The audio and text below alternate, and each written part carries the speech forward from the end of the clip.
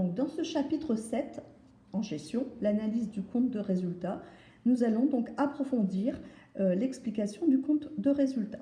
Donc dans la fiche 1, vous deviez m'expliquer en fait ce que c'était que le compte de résultat. Je pense que ça n'a pas posé de problème, nous l'avions déjà amplement expliqué.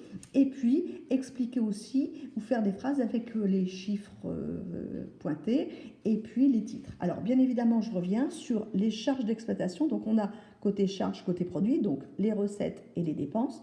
Les charges d'exploitation qui sont vraiment les charges liées à l'activité, les dépenses liées à l'activité de l'entreprise, et les produits d'exploitation qui sont en fait les rentrées d'argent dues à l'activité ou grâce à l'activité.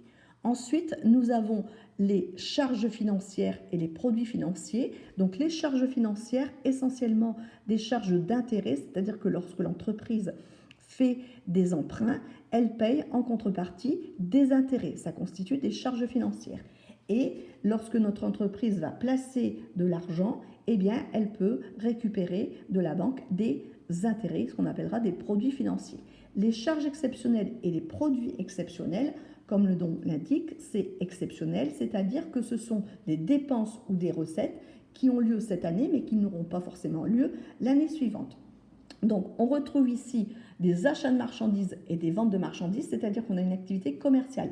L'entreprise ici achète des marchandises pour les revendre.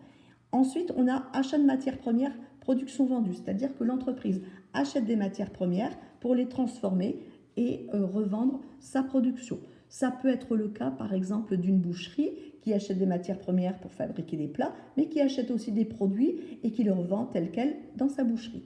Ensuite, on a les autres charges externes. Derrière ce terme se cache tout ce qui correspond aux dépenses liées à l'activité, c'est-à-dire le loyer, les abonnements en eau, électricité, toutes les charges diverses liées à l'activité. Et puis, on a les impôts et les taxes. On a les salaires et les charges sociales, c'est-à-dire les charges liées au salaire, donc salaire et charges sociales, c'est lié. Et puis les dotations aux amortissements qui sont des charges, souvenez-vous dans le chapitre précédent, qui sont des charges en fait non décaissées. L'amortissement constitue une charge. Et bien évidemment, on a au final le bénéfice, ici 207 700, qui est la différence entre les charges et les produits. Ce compte de résultat, on peut également le présenter sous forme de liste. Donc sous forme de liste, c'est-à-dire que la présentation est quasiment la même, mais présentée bien sûr différemment. Voilà.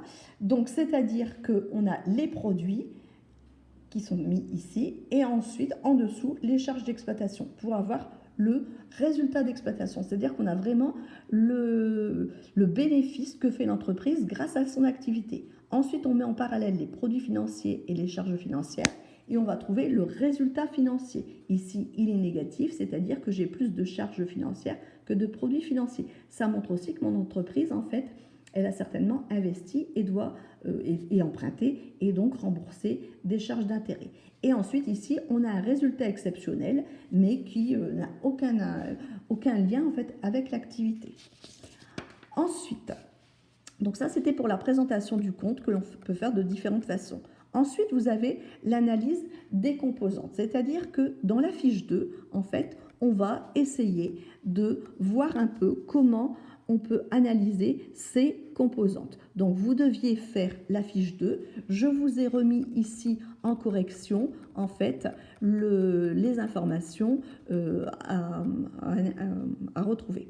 Donc, tout simplement, ici, on vous demandait de commenter la situation. Eh bien, en fait, on voyait que notre entreprise, pour l'année précédente, avait fait un bénéfice de 3 000 € et que là, en année N, elle fait une perte. Donc, la situation s'est dégradée. Pourquoi? Explication, on regarde ici et on voit bien que ces ventes ont baissé par rapport à l'année suivante.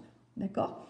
On voit aussi que ces achats, alors ce qui est normal, les achats de marchandises baissent, mais c'est normal. Si je vends moins, j'achète moins. Là, c'est cohérent.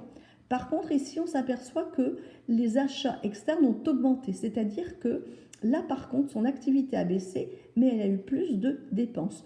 Donc, c'est une des raisons qui a fait que son bénéfice est devenu une perte.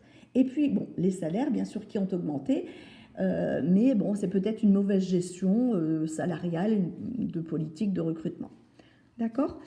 Ensuite, donc on va continuer cette fiche 2 en complétant simplement, il suffit de compléter et de calculer les charges d'exploitation moins les produits d'exploitation pour retrouver à chaque fois les informations. Donc ici, bien évidemment, le résultat d'exploitation doit être impérativement positif.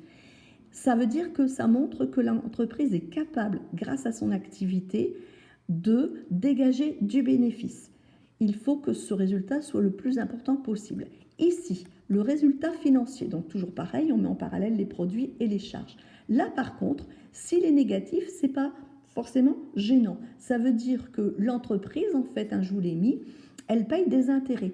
Et ça montre que l'entreprise investit. Elle a certainement fait des emprunts, elle investit. Donc, ce n'est pas forcément négatif. Par contre, le résultat exceptionnel, ce n'est pas du tout lié à l'activité de la structure. Donc, en fait, bien évidemment, ça n'a aucune signification.